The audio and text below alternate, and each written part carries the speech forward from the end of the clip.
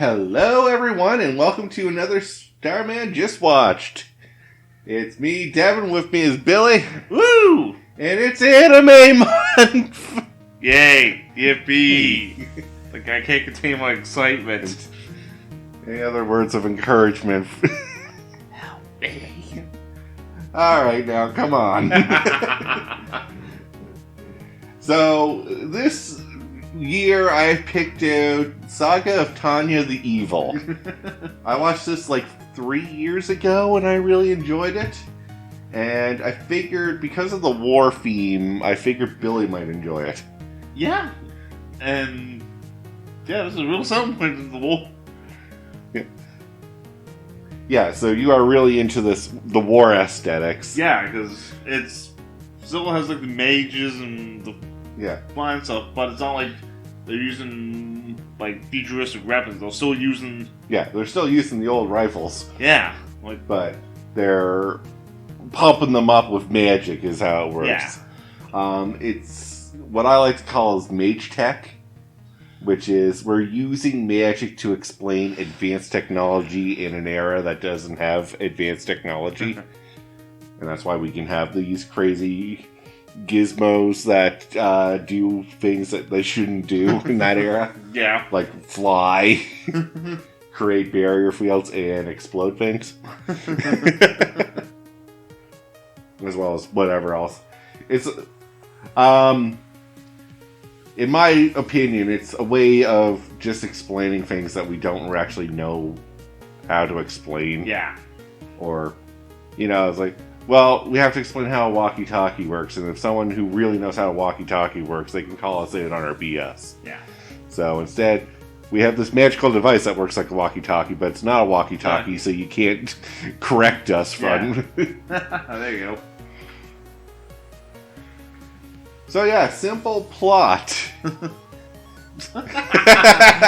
Yeah, one of these you ask me things from the regular movies, and you ask me about the anime. Great. So, just seeing if you're paying attention. Yeah. So, turns out it was reincarnation. Yep.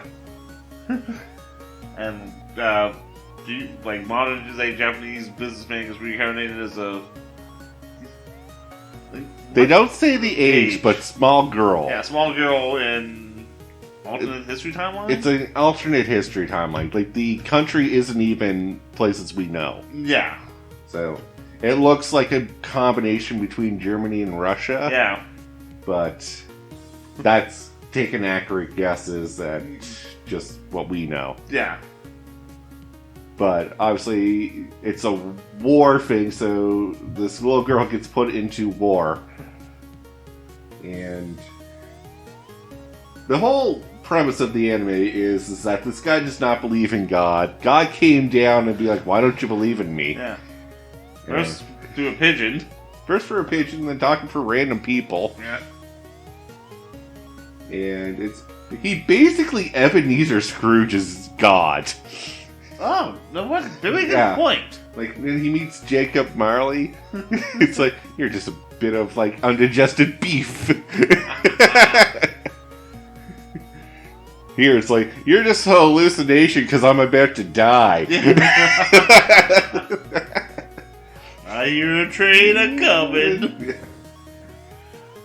Anyways, so the whole purpose is that Tanya is trying to find a way to, like, show God up and, like, have a basically easy life just because, God put her kind of in a shitty position. Yeah. And he's like, I'll show you. I'll have the easiest life possible in this world you threw me in.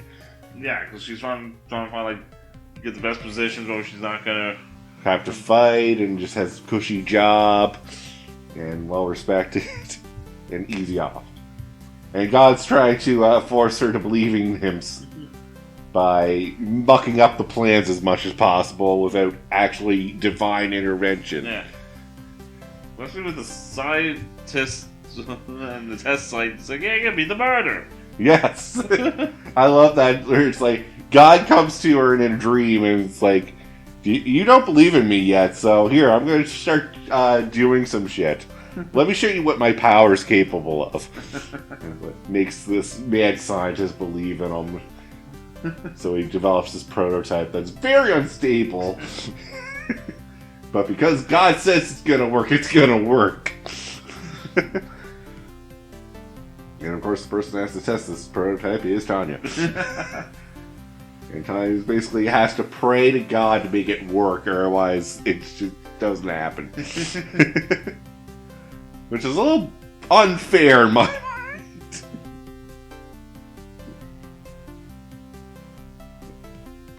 So that's the overall premise, and we basically went over like the third episode. Yeah.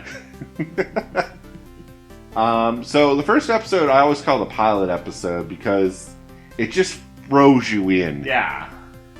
I was a little ajarred too by this because I forgot that that's how it starts. It doesn't give you the origin until the second episode. But the first episode is very good of, like, this is what the show's gonna mostly be about. Yeah, like, it just gives you the gist of, like, yeah, this is what's gonna follow most of the show. Yeah. How did you feel about the first episode? Oh, I really liked it. Yeah. So, what aspects about the military combat do you really like? Just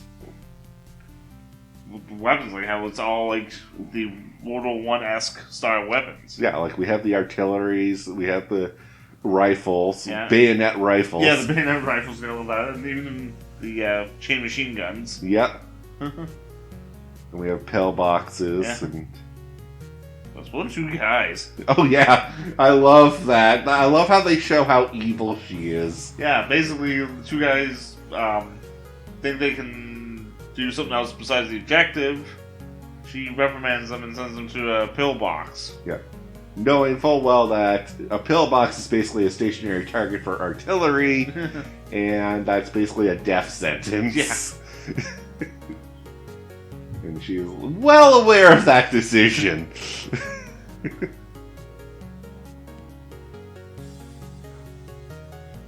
About that first episode, though, where she's going to send them home first. Yeah. And they refuse, and she's like, "You're disobeying my orders again?" Yeah. Yeah. It's like, you guys should have just went home. You should have just went home, guys.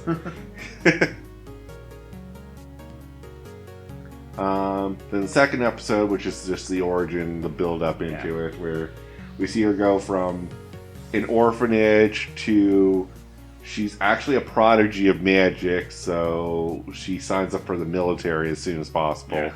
And because of her aptitude, she actually can get in at a very young age. And everyone's like, is this a joke? Oh yeah, and then she becomes a trainer for the military, because that's their process, is you go through training, you become an officer, you do one field patrol, and then you come back and train future officers, and then you get promoted into actual military service.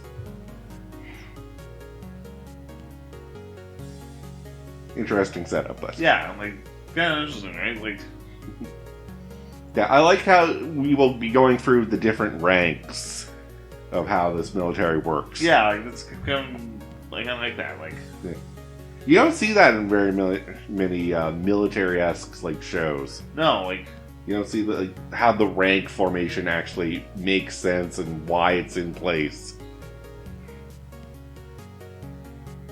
And then the third episode we basically covered with the mad scientist.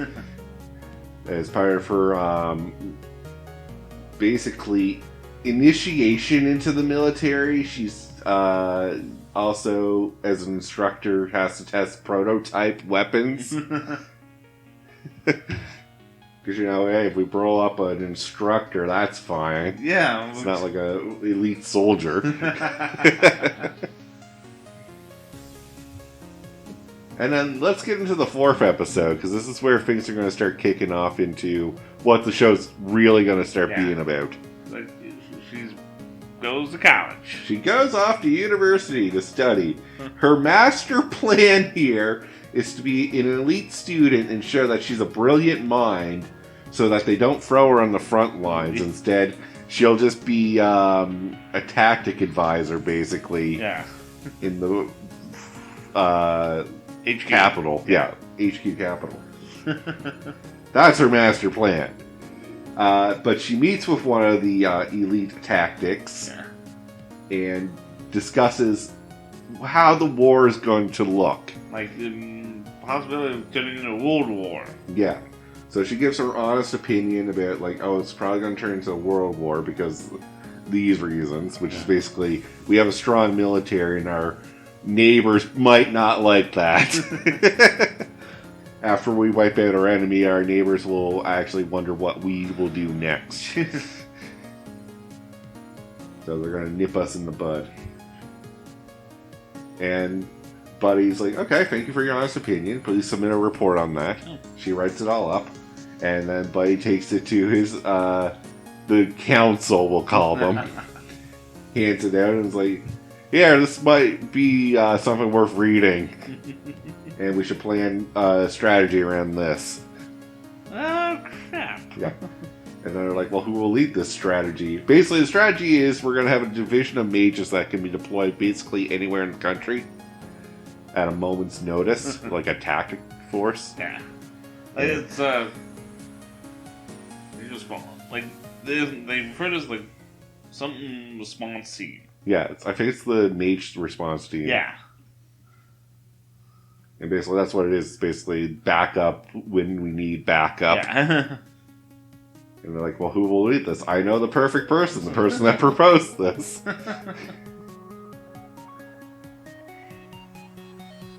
And that's basically where we left it off right now. Yeah. So, 4 episodes in, and it's a 12-episode series with a movie, I think an hour and a half long movie. Oh, wow. Okay. I think. Yeah. It might be shorter than that, to be honest. So I was like, yeah. Yeah.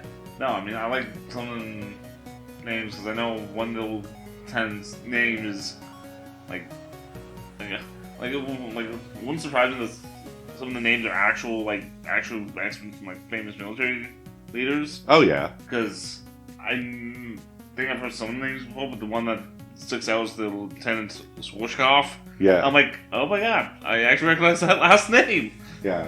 At least we heard it right the second time. Shortcock, yeah.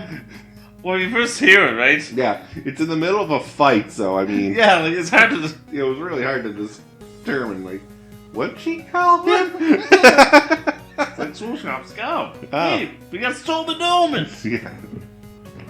Yeah, no, just because English translation, for naming sake, they probably went through and found more popular names just to make it easier to say. Yeah. Or the creator himself went through and found popular. Either way, yeah. You're not Ryan assuming that they probably went through and found more military-esque or popular military people to use the names of. So, anything you didn't like about it? So far, nothing. That's actually interesting, like, coming from you. Like, you know, the mage stuff, I'm like, okay, but I don't want that. Yeah. Because it's, like, mixed in with the good military stuff, so... Yeah. Like... Good combination, too. Both. Yes.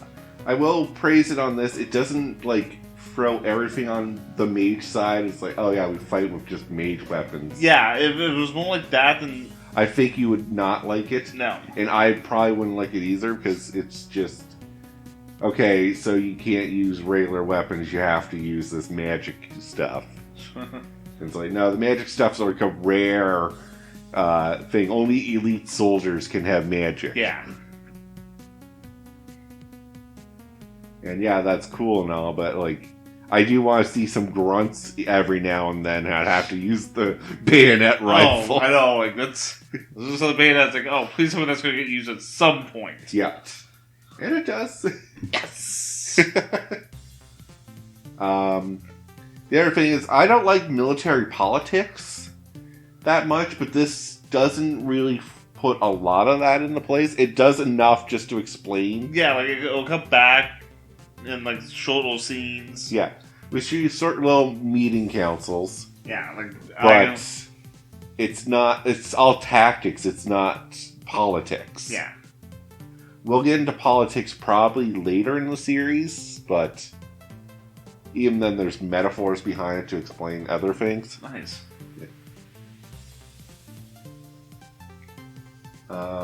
Anything you really like about it then? Ooh. Ooh, yeah. That's...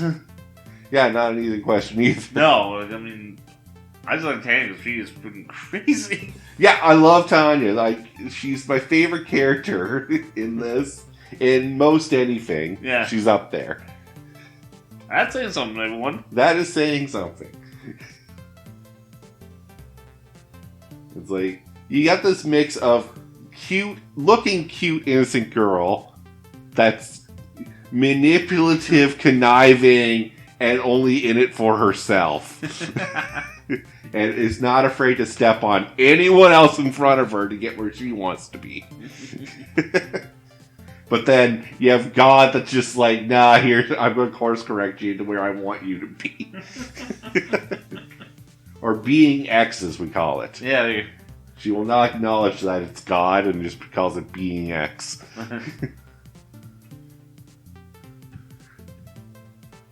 Alright, so the final thing is, where do you think we're headed to? I know it's early with 4 episodes in. Yeah. But what do you think is going to happen?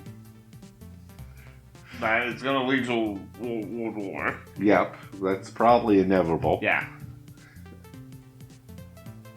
And God is going to do some more crazy shenanigans just to get them to believe. Yeah. And I can't wait to see what Yeah, I can't confirm or deny what's going to happen. I have seen it, so I know what's going to happen. And I just want to see like what other objects God talks through. Yes. So one of the episodes, it's a nutcracker that God talks through. I love it. So I'm like, yeah, let's get some more crazy. Like God talks to you through the clock or something.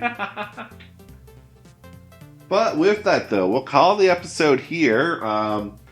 Episodes 5 to 8, I think, are next. Yeah. Yeah. I don't know, I was supposed to try to figure it out, right? Yeah. We're basically breaking this into 4 weeks, so it'd be 1 to 4, 5 to 8, and then 9 to 12, and then the movie. Yeah.